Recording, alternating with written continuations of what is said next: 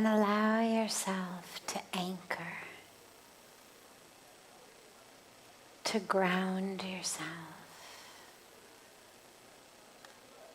to come back to yourself.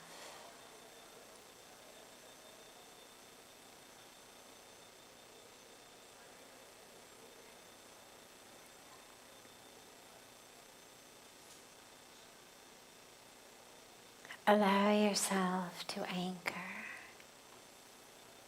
in your breath as it flows in and out through you.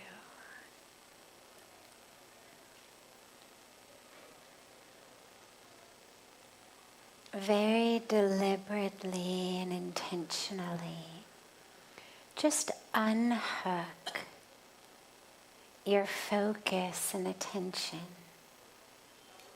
from all of the constantly changing things in the external world. Sights and sounds, sensations. They're always there and they're always changing. So when we're hooked into those, our minds are in a constant state of jumble, racing here and there. Just unhook them. The world will do what the world is going to do. Sights and sounds and smells and sensations, they'll all just happen. But your attention and focus, your awareness should be unhooked from those.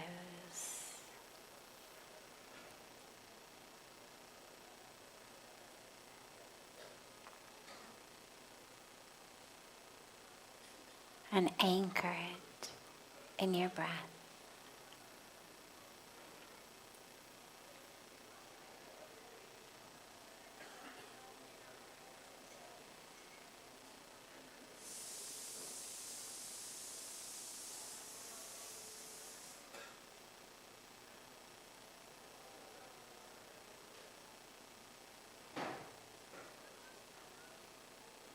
On the inhalations, as you inhale, feel those sacred waters of Mother Ganga flowing into you.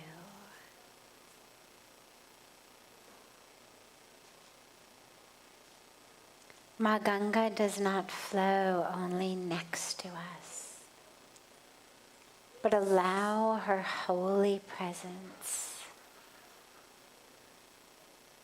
to flow inside through you.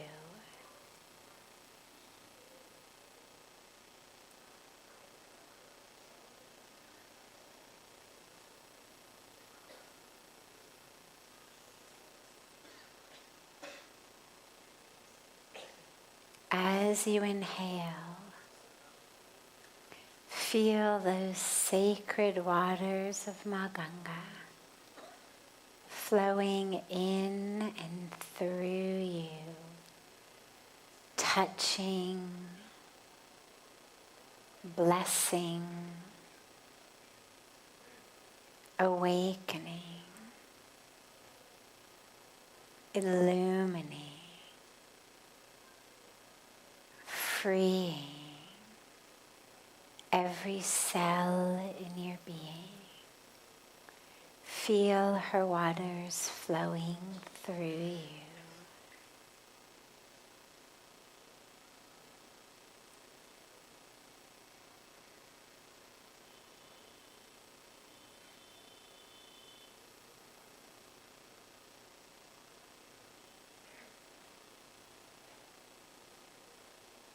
And as you exhale, allow yourself to let go. Let go into the flowing waters of Ma Ganga. let her take all of that inside of you that is stuck.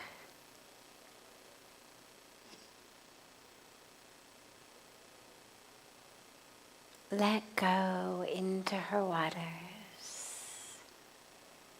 of grudges, of obstacles, of false identification,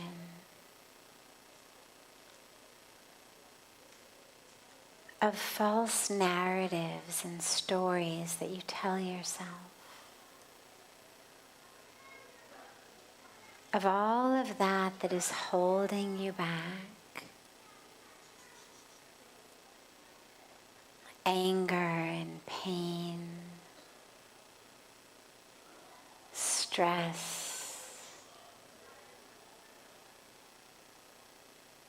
negative belief systems. Just let them go. Let her rushing waters rush through you, prying out and freeing all of that which is stuck to the walls of your heart and the walls of your inner channel. Feel her pulling them free and carrying it out.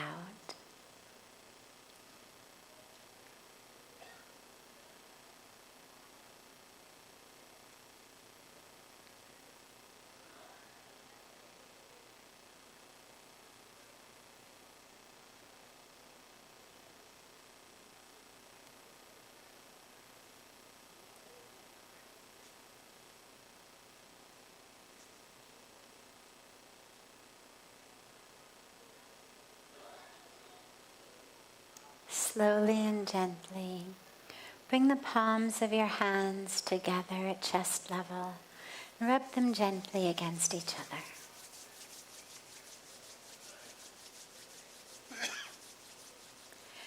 Press the palms of your hands into your closed eyes.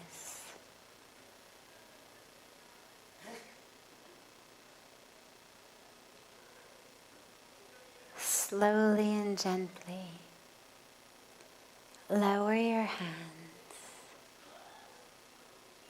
and open your eyes.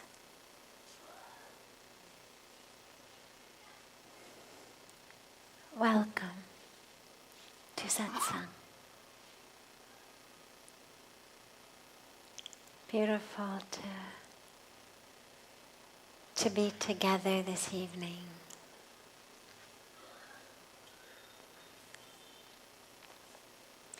We start always with a question that comes in from our online internet audience that joins us from all over the world.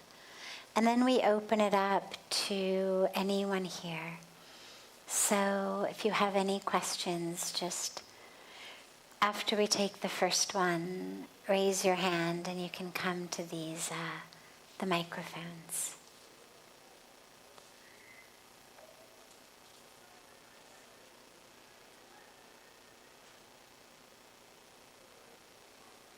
I have lived my life feeling as if something is missing, some vacuum.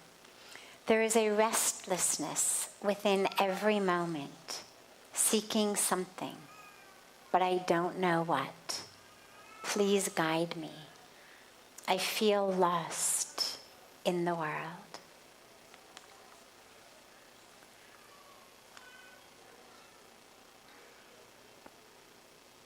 I heard a beautiful quotation once, and I don't know who said it, but it was really beautiful, and it said, "The only thing missing in every situation is what you are not bringing to that situation.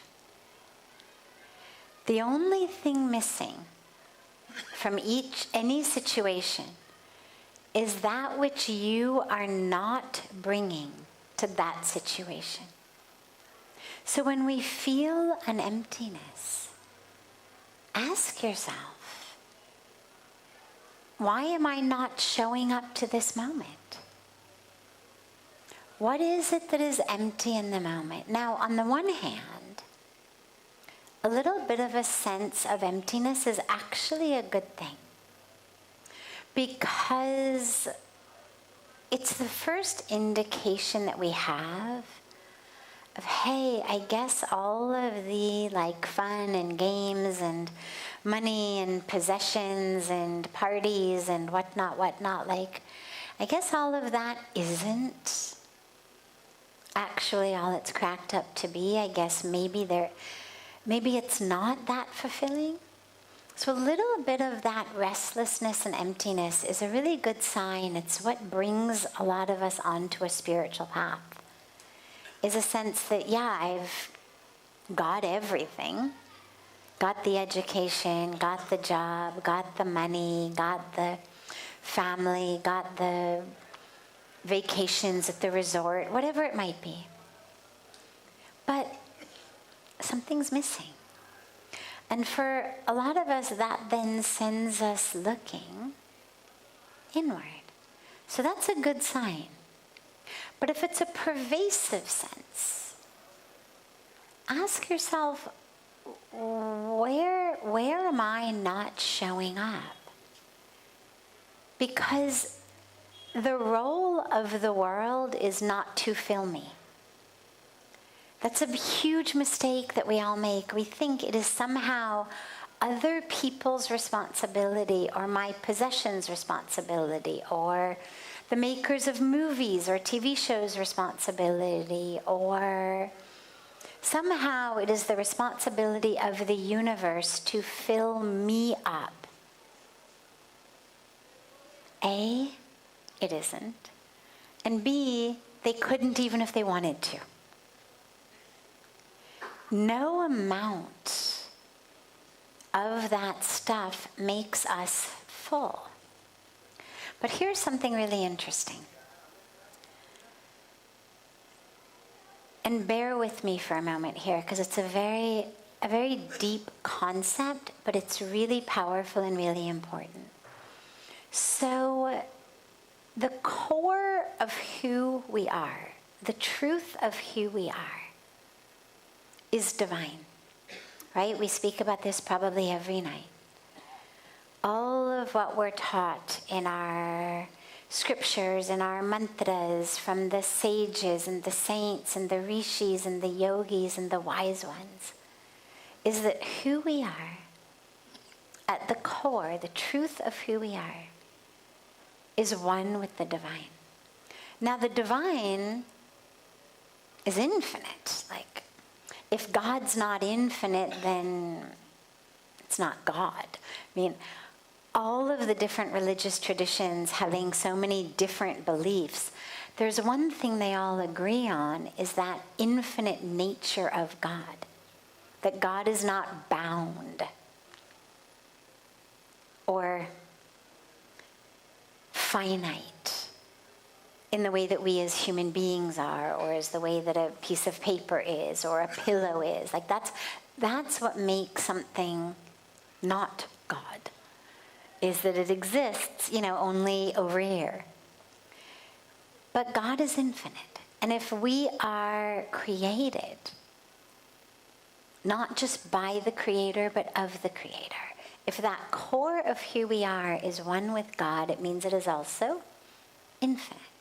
Now, our bodies aren't infinite, but that's the soul, the spirit, that divinity of the truth of who we are, that capital S self. Okay, so that's infinite.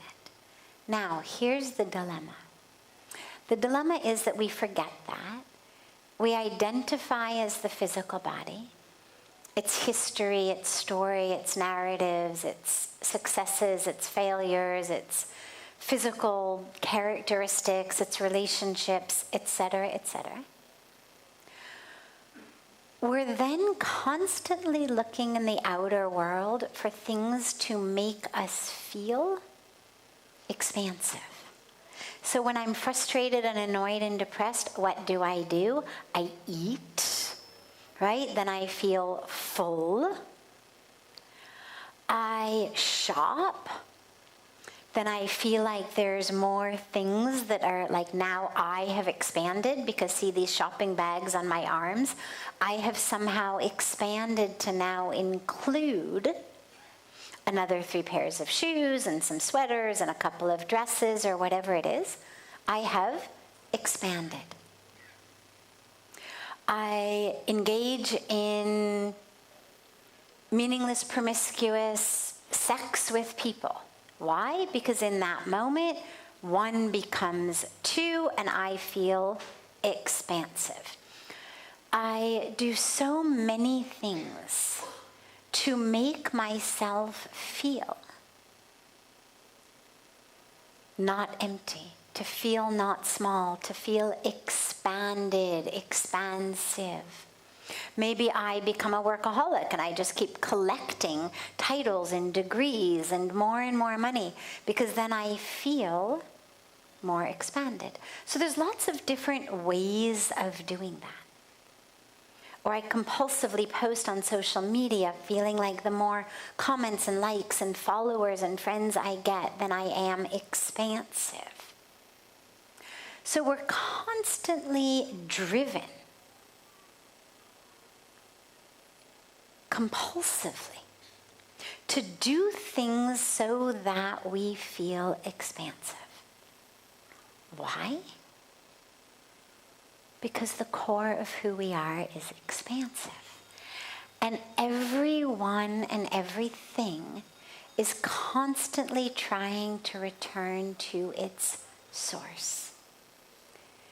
When I speak in the arti about our fire ceremony, the yagna, one of the things that I'll frequently say, talking about that fire ceremony, is it's a beautiful lesson, because the source of fire is the sun.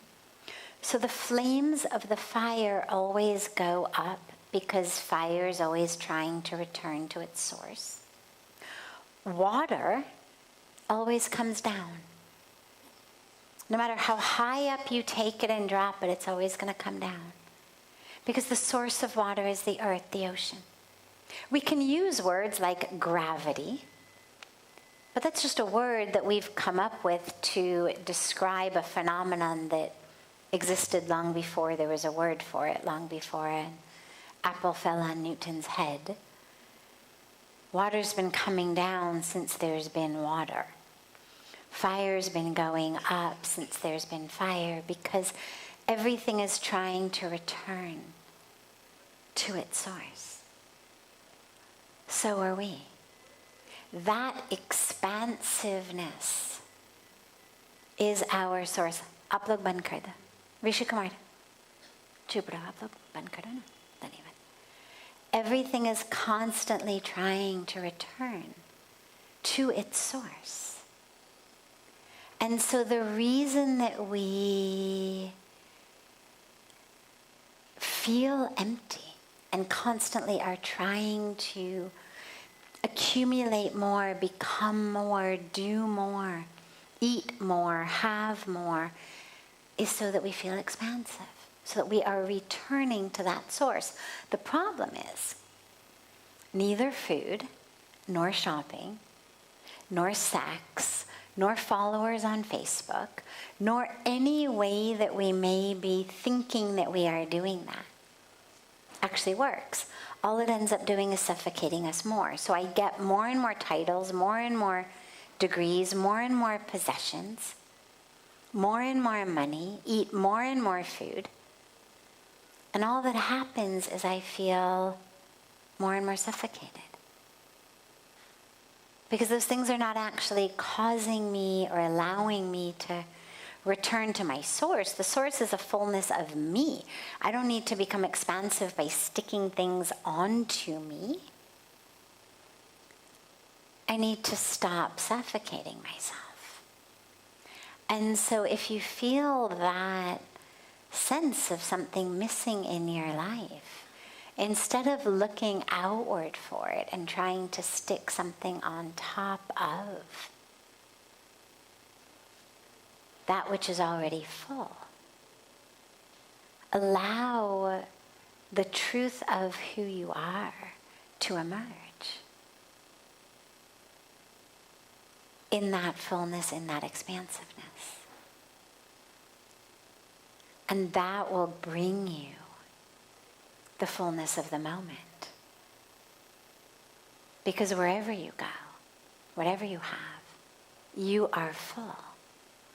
And so when we stop looking for things outside to be that missing piece, well, then we realize nothing is missing after all.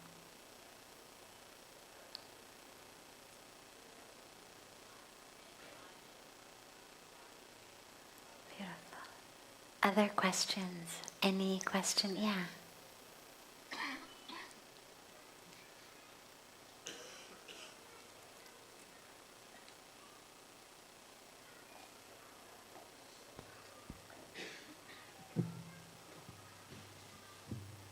ओम नमः शिवाय।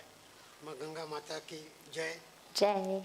Respected Sadhvi जी, मेरा प्रश्न हिंदी में पूछूंगा मैं, हो सके तो कृपया जवाब हिंदी में देंगे तो अच्छा रहेगा। No problem, no problem. बस थोड़ा सा नजदीक आइएगा ताकि आपकी आवाज़ थोड़ा सा रहेगा, जिससे कि सबके समझ हो, मेरी समझ में आ सके।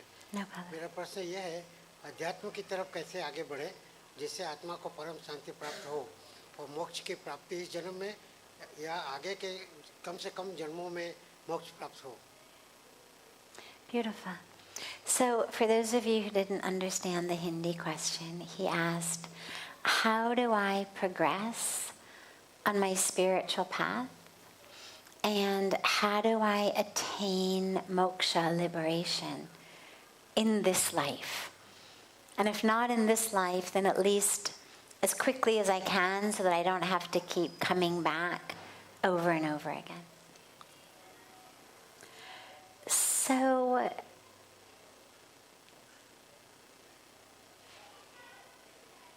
as I was saying on the banks of Ganga about Ganga being that which bestows, that mother goddess of liberation, of moksha. Moksha means freedom, ultimate liberation.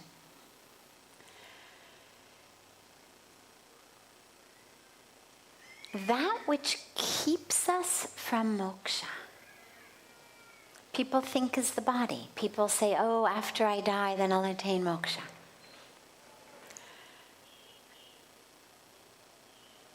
If you don't attain it while you're living, you're not going to attain it after you die. Because the body is never the problem. This is a myth, this is an illusion. The body is never what keeps us from being free. It's the mind. There's a beautiful teaching in the scriptures that says, Man eva manushyanam karanam bandha mokshayo. And it means the mind is the key. It is the key to your liberation. It is the key to your bondage. The mind is the key. When we become free of the mind, then this body just becomes a beautiful, miraculous gift from the divine that we are able to use. To smell beautiful flowers, to hear beautiful music or chanting, to see stars or Mother Ganga or sunrises or sunsets or the faces of those we love, then the body becomes a blessing rather than a curse. If this life feels like a curse and you're waiting to die to get freedom, you can be sure that you're not going to get freedom when you die. You're just going to get a new body and go through the same thing over and over again. So we have to find it while we're living. And for that, we have to ask ourselves, what is it that's blocking me from it? What in my mind is keeping me from moksha? What is keeping me thinking that I am this body, that I am this story? This is why we do havan ceremony, do the yagna. Because with every offering, with every ahuti, we're giving back into the fire. The fire is the purifier. You know, we have havan twice a day here at Parmarth, 8:30 in the morning and in the evening before the arati. every morning we gather together. If you're staying here, and even if you're not staying here, you're more than welcome to join us 8:30 in the morning for our beautiful Havan ceremony. Everybody has a chance to sit around the fire. We have lots of them. It's in in the beautiful grove of ancient sacred trees. It's right next to the Ganesh Mandir, the Ganesh temple inside the ashram courtyard. And one of the reasons that we do the yajna every day, over and over again, is because it's into the fire that we offer that which keeps us stuck. And it reminds us to just keep offering and offering, whether it's our ignorance and illusion, our attachments, our false identifications, our grudges, our pain, all of that. We just swaha, swaha, swaha. You give it with a prayer. Just take that. It's why we go down to Ganga every day, to just give to her, give to her. It's a process of letting go and opening yourself up to truth. Practices of meditation are critical because they give us an experiential experience, a felt sense experience, not just something that we're reading in a book or hearing in a lecture, but a felt sense experience of that space between the thoughts in which I'm not a thought. I just am. And in that amness or isness, I start to be able to have the opportunity to have an experience of what that really is about. Instead of being aware of or conscious of something, then I'm able to melt into just pure consciousness and start to tap into an experience that is not subject-object, but that is just that infinite ocean. So all of these practices, and mostly just remember, yes, we do the yajna, but live your life as yajna.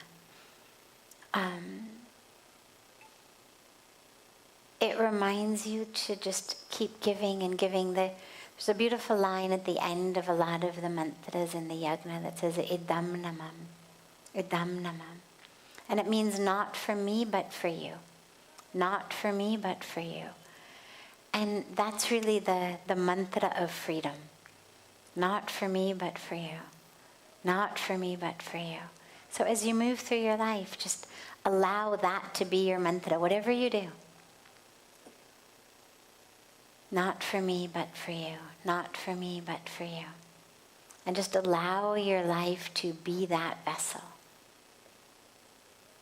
और हो जाएगा, चिंता मत करिएगा. Don't worry. Beautiful. Other questions? Yes. Come.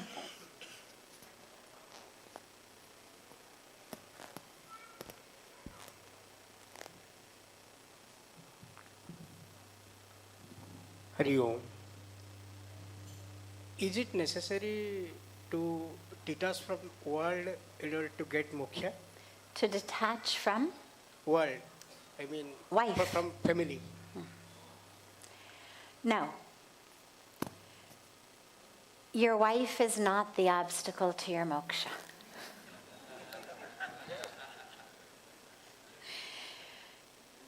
Regardless of who she is, regardless of how difficult you may think she is, I promise you, she is not the obstacle to your moksha.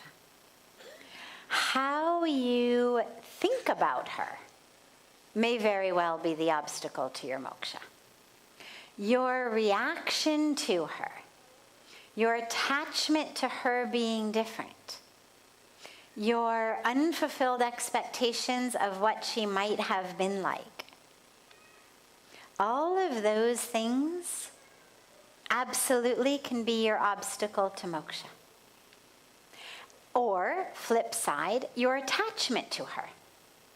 Let's say that instead of turning out to feel like an obstacle, you are just completely attached because she's the best thing in the entire universe. That attachment can become an obstacle. Because then the mind is constantly worried, oh my God, what if something happens to her? Oh my God, what am I going to do? Oh my God, oh my God, oh my God. And that oh my Godness, that constant state of fear and stress and anxiety and living in a future that may or may not ever happen, that keeps you from being free in the moment. So no problem with the wife. No need to disconnect from her in order to attain moksha. But you need to become free of the way that your mind is wrapped around your wife. Whether what you wish would be different, whether what you're afraid of will be different, whether it's attachment, whether it's aversion, whether you want more, whether you want less, whatever it may be, that's the obstacle, not the presence of your wife. Great question. And of course, the same applies to husbands as well. Other questions?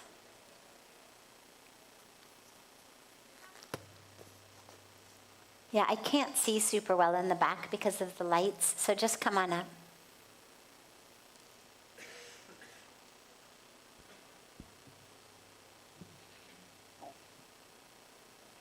Hello, good night. Yeah, I'm not really looking for moksha. No problem. Yeah. My question is, how can I stay connected in the daily life happening? As you know, I'm a mom, I have a family, and I find myself lost in laundry, in playing and taking care, and yeah, sometimes it gets overwhelmed.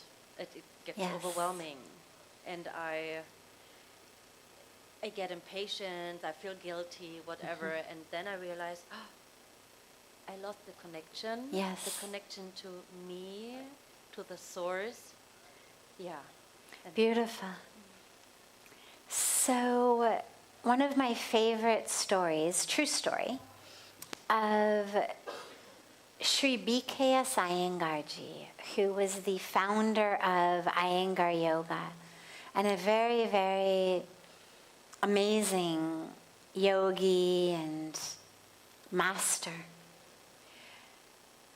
And it's a true story that was told to me actually by one of his close students. They were sitting in a question-answer session with him. And one of the women had just given birth, a short while before that. And in the Iyengar Yoga tradition, the yoga practice is very long. There's some traditions where 15, 20 minutes a day is enough. In the Iyengar tradition, most people will practice 60, 90 minutes, even 2 hours in an ideal situation every day. And for most of them, that's even just the asana practice. That wouldn't include also the meditation or other things. And so the woman asked Iyengarji, now I've got this baby, and I don't have time to do my practice. And Iyengarji looked at her and he said, now your baby is your practice. The frustration, the impatience of parenting young children, so much of it comes because there's a voice in our head that says, oh my God, now I'm not going to have time to fill in the blank. But something that in my mind I think I should be doing or would make me happier to do or would be better for me to do. But oh my God, I've got to do this thing with my kid, or I have laundry or whatever. So first of all, take mothering at this age. He's very young. If he were 15, I wouldn't say the same thing. But when you've got a young toddler, that is your yoga. That is your spiritual practice. Our spiritual practice is about being present, being aware in every moment. And it's so beautiful because young children teach us that. They are right there every moment. Every moment is brand new. Every moment is fresh. Even they're angry about something, they're fully angry, and then 3 minutes later it's over.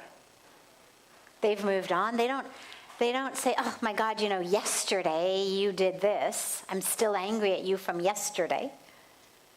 It's like lines in the water. Allow yourself to become like him. Try to see the world through his eyes as he roams and explores, and see whether you can see the world through his eyes rather than worried about, oh my God, he's going to get dirty. Oh my God, this. Oh my God, where did he go? Oh my God.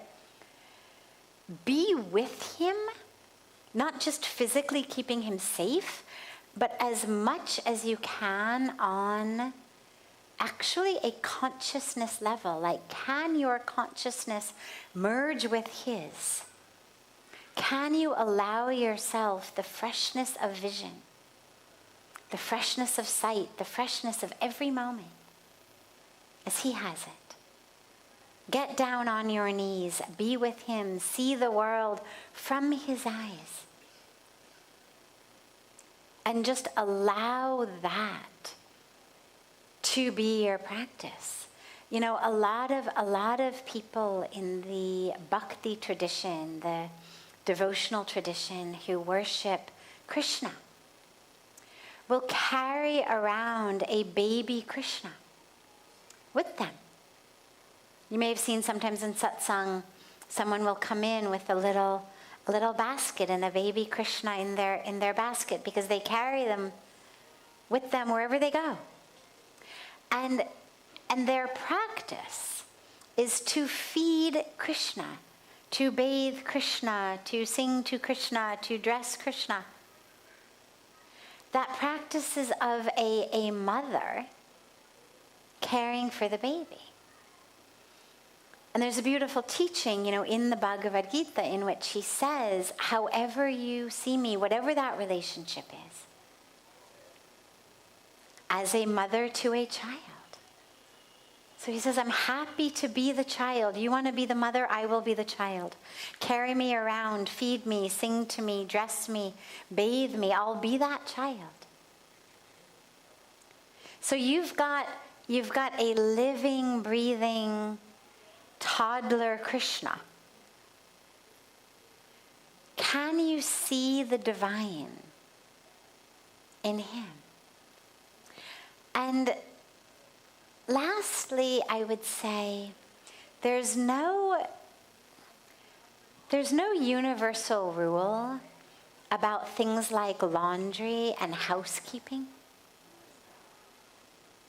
A lot of time and energy unnecessarily goes to waste because we've got this idea that somehow clean clothes have to be folded, for example.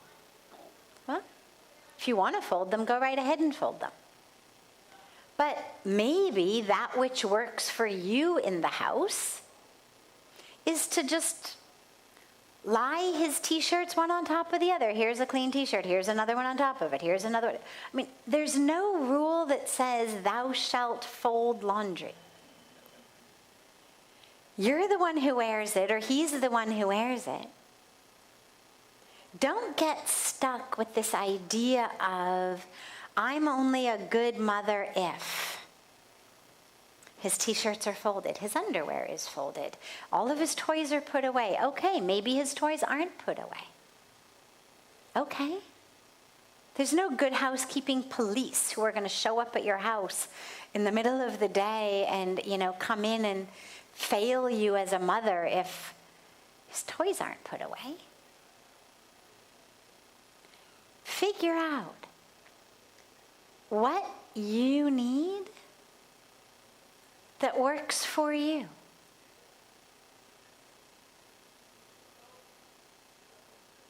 Is there a room in which he plays that if it's messy, that's fine? So be it. Ask yourself all of the different things that fill up your day like that. Is this something that actually I need? And if you do, no problem, do it. There are plenty of people for whom an immaculate environment is critical for their own mental health. Fine. In that case, no problem.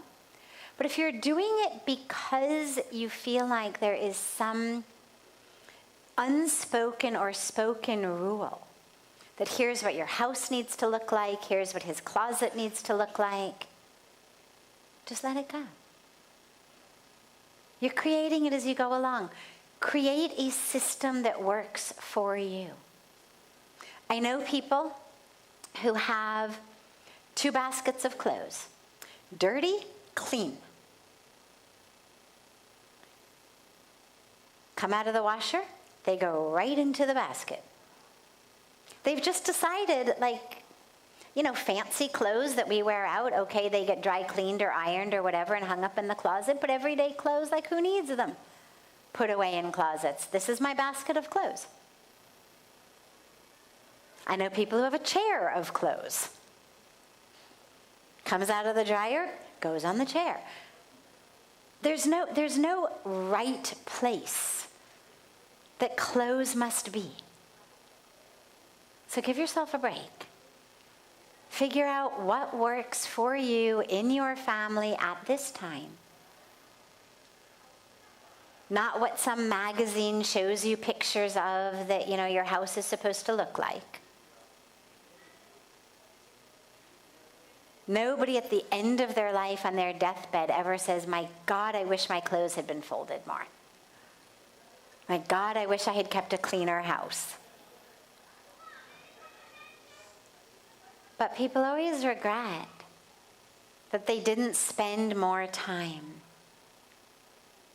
deeply connected, deeply engaged, deeply anchored. So just see, especially at this precious, precious time where he really is taking up all of your time.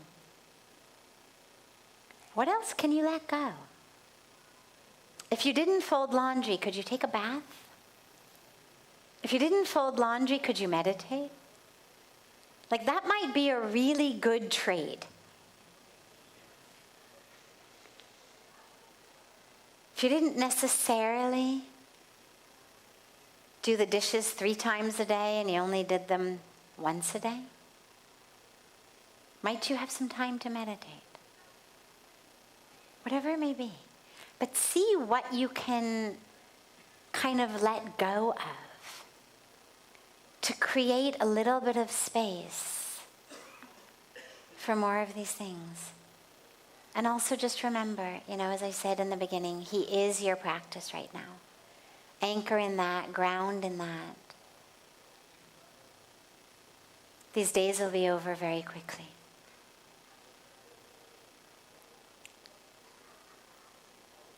Beautiful. Have a beautiful rest of your evening.